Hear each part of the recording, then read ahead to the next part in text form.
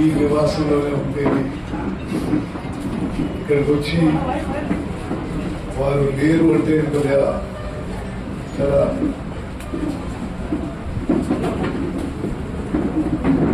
దుఃఖంతో కూడిన విషయం. ఉమ్మడి నల్గొండ జిల్లా రాజకీయంలో ఒక శకం ముగిసింది. ఎండ్ ఆఫ్ ఎరా. ఒక లెజెండ్ ఇంకా మనలో లేదనే విషయం ఇది. ఈ విషయంలో కూడా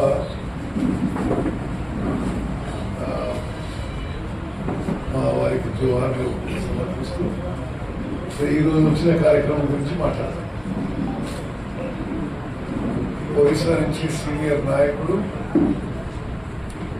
2 సార్లు ఎమ్మెల్యే, మంత్రి శరత్ రౌత్ గారు నల్గొండ జిల్లా అబ్జర్వర్ గా రావడం జరిగింది.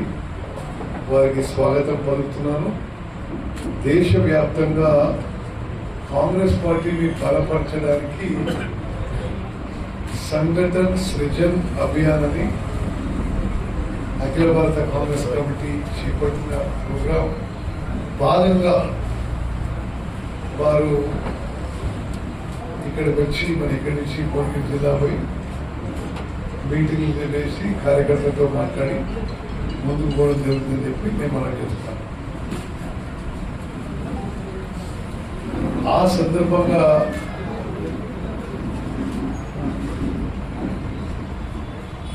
దామోదర్ రెడ్డి గారు లాంటి మహానాయకుడు ఈ ఉమ్మడి నల్గొండ జిల్లాలో అనేక దశాబ్దాలుగా ఎంతో ధైర్యంతో, త్యాగంతో, వారి చెమట రక్తంతో కాంగ్రెస్ పార్టీ జెండా నిలబెట్టింది. ఈ ఉమ్మడి నల్గొండ జిల్లాలో నేను మన అబ్జర్వర్ గారు కూడా చెప్పిన, ఉమ్మడి నల్గొండ జిల్లా కాంగ్రెస్ కంచుకోట. మరి ఈసారి కూడా 12లో 11 అసెంబ్లీ స్థానాలు గెలిచి ఈ ఒక్క స్థానం చాలా స్వల్ప మెజారిటీతో ఓడిపోయినాం. 2 పార్లమెంట్ స్థానాలు భారీ మెజారిటీతో గెలిచినాం. నల్గొండ పార్లమెంట్ స్థానం భారతదేశంలోనే ఒక అరుదైన రికార్డు మెజారిటీతో గెలవడం జరిగింది. ఇప్పుడు లోకల్ బాడీ ఎలక్షన్స్ లో కూడా ఉమ్మడి నల్గొండ జిల్లాలో కాంగ్రెస్ పార్టీ క్లీన్ స్వీప్ చేయబోతుందని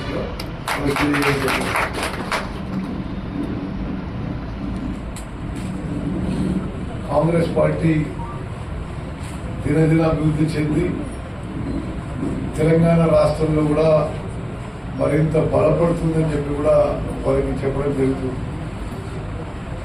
ప్రజలు కాంగ్రెస్ ప్రభుత్వం పట్ల, కాంగ్రెస్ పార్టీ పట్ల ఒక మంచి పాజిటివ్ అట్మాస్ఫియర్, అభిప్రాయంతో ఉన్నారని చెప్పి నా అభిప్రాయం వారికి తెలియజేయడం జరిగింది.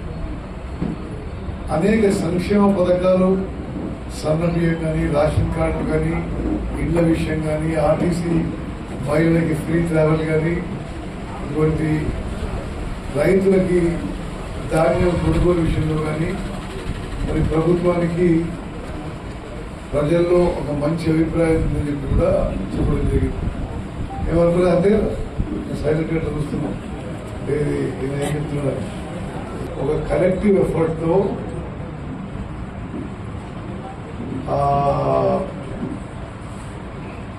ఉమ్మడి నల్గొండ జిల్లాలో ఎప్పటికీ కాంగ్రెస్ పార్టీని బలంగా నిలబెడతామని చెప్పి కూడా మాట ఇవ్వడం జరిగింది. నిన్న మీ అందరూ తెలుసు, శ్రీరామ్ సాగర్ ఫేజ్ 2 ప్రాజెక్ట్ ని ఆర్డీఆర్ ఎస్ఆర్ఎస్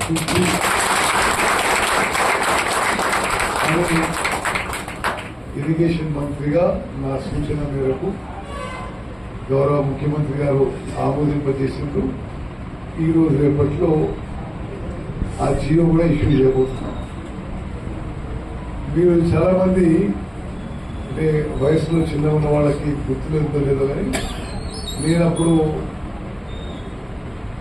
అపోజిషన్ ఎమ్మెల్యే ఉంటూ రాజశేఖర రెడ్డి గారు పిసిసి ప్రెసిడెంట్ గా సూర్యాపేట తుంగతుర్తి పర్యటనకు వచ్చినప్పుడు ఎస్ఆర్ఎస్పీ నీళ్ల కోసం రక్త తర్పణం అనే కార్యక్రమం దామోదర్ రెడ్డి గారు చేపట్టారు.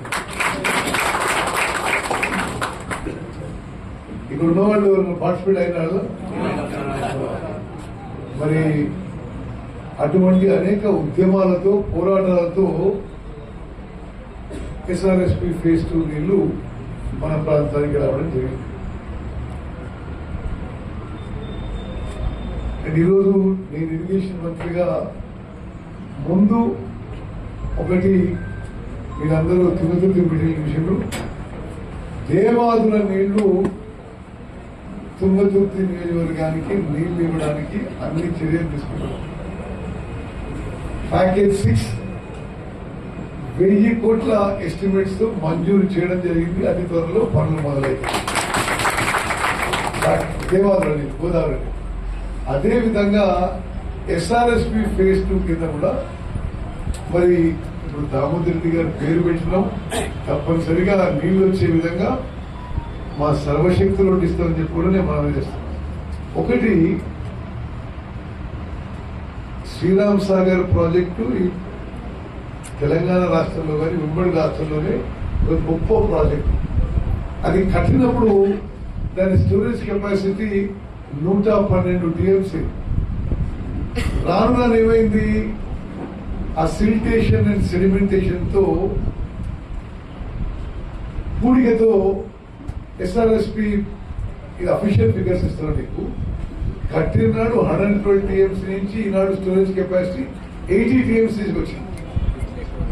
అయితే స్టేజ్ 2కి నీళ్లు రావడం చాలా ఇబ్బందికరంగా అయిపోయింది. తప్పనిసరిగా మరి ఇప్పుడు ఫేజ్ 2కి దామోదర్ రెడ్డి గారి పేరు పెట్టినాం. దానికి మేము ఆ ఎస్ఆర్ఎస్పీ ప్రాజెక్ట్ మొత్తం కూడా మెయిన్ ప్రాజెక్ట్ కి డీసిల్టేషన్ డీసెడిమెంటేషన్ కార్యక్రమం కూడా చేపట్టబోతున్నాం. అదేవిధంగా ఎస్ఆర్ఎస్పీ కాలువలు చాలా చోట్ల కొంత డ్యామేజ్ అయ్యి రిపేర్ చేసి కొన్ని చోట్ల లైనింగ్ ఇట్లా చేయాల్సింది. ఆ కార్యక్రమం కూడా చేపడతా అని చెప్పి నేను మనవి. గోదావరి జలాలు సూర్యాపేట జిల్లా తీసుకోవడానికి మేము సర్వశక్తులు ప్రయత్నం చేస్తామని చెప్పి నేను మనం చేస్తాం.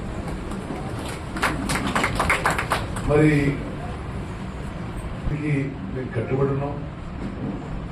ఈ యొక్క హైవేని 6 లేన్ హైవేగా మంజూరు చేయించినాం. సూర్యాపేట జిల్లాకి రైల్వే లైన్ తీసుకొస్తున్నాం. సూర్యాపేట జిల్లా ఇరిగేషన్ ప్రాజెక్ట్ కు ప్రయారిటీ ఇస్తున్నాం. అదేవిధంగా ఇప్పుడు ధాన్యం కొనుగోలు విషయంలో అన్ని జిల్లా కలెక్టర్లు కూడా అలర్ట్ చేసినాం, అప్రమత్తం చేసినాం. భారతదేశంలో మొత్తం భారతదేశంలో 29 రాష్ట్రాల్లో ఎక్కువ వరి పంట ఈసారి పండింది. అంటే ఉమ్మడి ఆంధ్రప్రదేశ్ కంటే తెలంగాణలో 10-11 ఏళ్ల కంటే ఈ ఖరీఫ్ పంట 148.3 lakh మెట్రిక్ టన్స్ వరిధాన్యం పండింది. 148.3 లక్షల మెట్రిక్ టన్నుల వరిధాన్యం పండింది. లక్షల మెట్రిక్ టన్నులు కొనుగోలు చేయడానికి సుమారు 23-24 వేల కోట్ల రూపాయల ఖర్చు ఒకే పంట కొనుగోలు చేయడానికి మేము సివిల్ సప్లైస్ డిపార్ట్మెంట్ గా సమాహితమవుతున్నాము.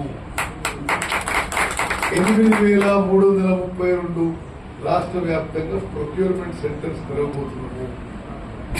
ప్రొక్యూర్మెంట్ సెంటర్స్ లో ఉన్న మరి మ్యాన్ పవర్ అందరికీ ట్రైనింగ్ ఇవ్వడం జరిగింది. టార్పాలిన్స్ కానీ, డ్రైయర్స్ కానీ, క్లీనర్స్ కానీ, క్యాలిపర్స్ కానీ అన్ని విషయాల్లో ఇన్ఫ్రాస్ట్రక్చర్ కూడా ఏర్పాటు చేయడం జరిగింది. ఇది మీరు అందరూ గుర్తుపెట్టుకోవాలి.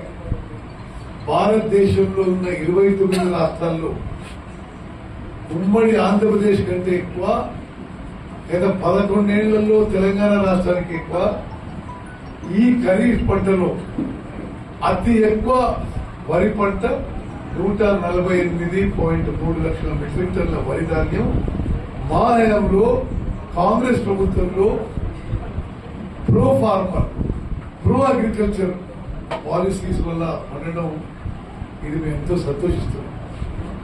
అందులో 80 లక్షల మెట్రిక్ టన్నులు కొనుగోలు చేయబోతున్నాం. దానికి 23-24 వేల కోట్లు ఖర్చు చేయబోతున్నాం. మరి తెలంగాణలో రైతే రాజనే నమ్మే మా ప్రభుత్వం అన్ని విధాలుగా మరి వ్యవసాయం ఒక పండుగ చేసే విధంగా ఇంతకంటే గొప్ప నిదర్శనం మీకు ఉండదని చెప్పి మనం చేస్తున్నాం. నమస్కారం తెలియజేస్తూ మీడియా మిత్రులందరూ కూడా మీకు కలవడం మరి చాలా సంతోషకరం. మరి నేను కూడా 15వ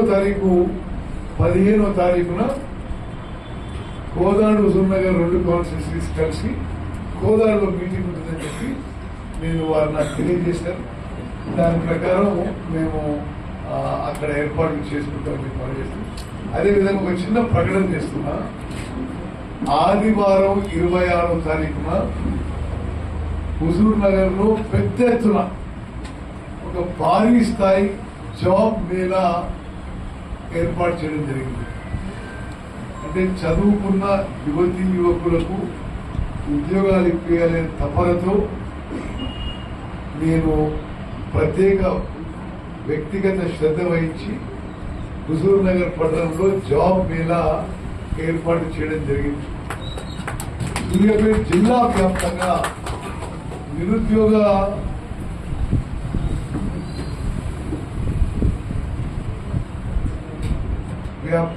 నిరుద్యోగ యువతీ యువకులు ఆ జాబ్ మేళాకి ఆహ్వానిస్తున్నాను. రాష్ట్రంలో ప్రతిష్టాత్మకమైన 100 కంపెనీలు వచ్చి అక్కడికక్కడే మరి ఇంటర్వ్యూలు చేసి మరి మన నిరుద్యోగ యువతీ యువకులకి కొంతమందికి ఎంప్లాయ్మెంట్ వచ్చే విధంగా మేము కృషి చేస్తున్నాం. డేట్ రాసుకోండి. ఇప్పుడున్న అన్ని కాన్స్టిట్యూన్సీ వాళ్ళు గమనించండి. 26వ తారీఖు హుజూర్నగర్ లో భారీ స్థాయిలో జాబ్ మేళా ఉంటుంది.